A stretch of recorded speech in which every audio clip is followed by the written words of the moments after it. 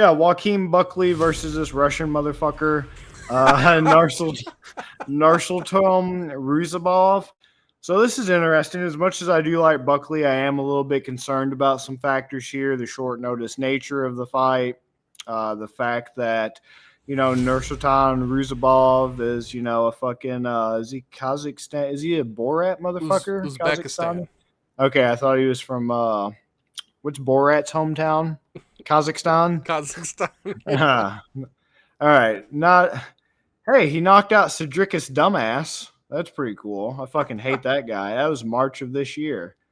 Oh, I think that's the fight. I think that's the fight where Dumbass was whining because he felt like he got poked or some shit leading up to that. He was whining about some fucking fight this year. I think that was the one he was whining about. Yep, because he won against Abu Azaitar and Brundage. Yeah, so his last fight, Nursultan Ruziboev's last fight, was March of this year. Uppercut and ground punch finish Cedricus Dumbass. Dumbass was really upset because he felt like he got eye poked before it. That's what led to the finish, blah, blah, blah, blah, blah. All I got to say is cry harder, Dumbass. I don't really give a shit. Bruno Ferreira, counter right to ground and pound, round one finish. Pavel Masaki armbar, round one finish, but that wasn't in the UFC. So, wow, this guy's only had 2 UFC fights. Yeah. So, in terms of that, Buckley's clearly going to have the edge there in terms of UFC experience. But this is looking, the further I go down, Tapology, suspiciously like one of those heavily doctored Russian, Central European, Central Asian, that part of the world, doctored fake Tapology bullshit pages. I'm starting to see some concerning shit here, like some GFC and some Goretz FC and some Fight Show and some shit that nobody's ever fucking heard of. And I'm starting to wonder if there's not a little bit of some cooking going on this resume here. Starting to wonder if he's not applying for an aeronautical fucking degree job and the man barely passed fucking trade school or whatever. So, little fucking suspicious here that the man can't even wire your fucking electrical outlets together correctly, and yet he's trying to go to fucking NASA and work on a space shuttle. So, starting to be a little bit fishy. Joaquin Buckley, UFC experience edge, but not overall fight experience edge, because if this Tapology record's to be believed, Ruziboev 34 wins, 8 losses, 2 draws, 2 no contest, and Joaquin Buckley's 18-6. Pretty clean record there.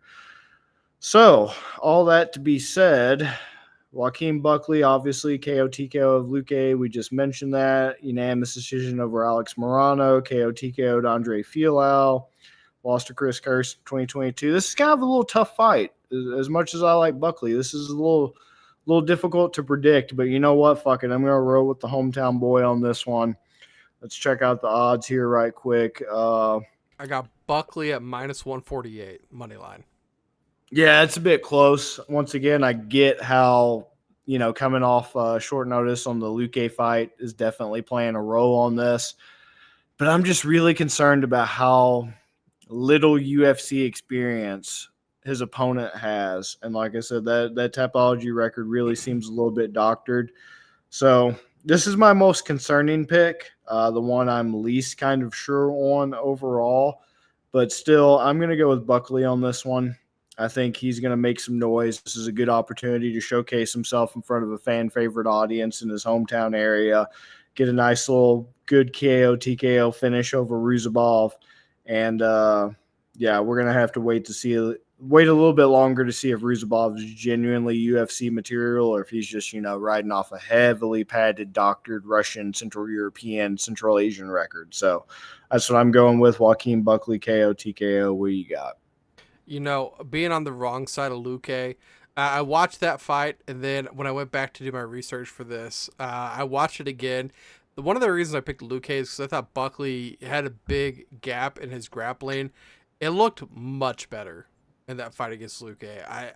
I know that he has a little bit of wrestling in his background.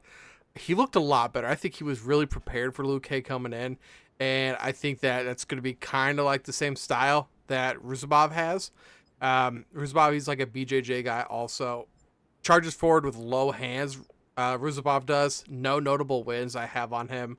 So I think Buckley is going to be more prepared in this fight, and he didn't take a lot of damage in that Luque fight, so the quick turnaround doesn't concern me too much. Buckley wanted to be on this card, so he's going to come ready to win. You're not trying to push yourself into a card so you can go and lose at home in front of your friends. He's going to do everything he can to win. And you mentioned a couple of fighting clubs and federations that Ruziboev was in, but you missed one. Did you see the one that he fought in? Very nice fights. Isn't it really fucking very nice fights? No, but he fucking should be, man. This is Uzbekistan, dude. He's looked good in some of the stuff that I've seen. But once again, he's had 2 UFC fights. He has to fight a guy like Buckley, and he's getting Buckley at home.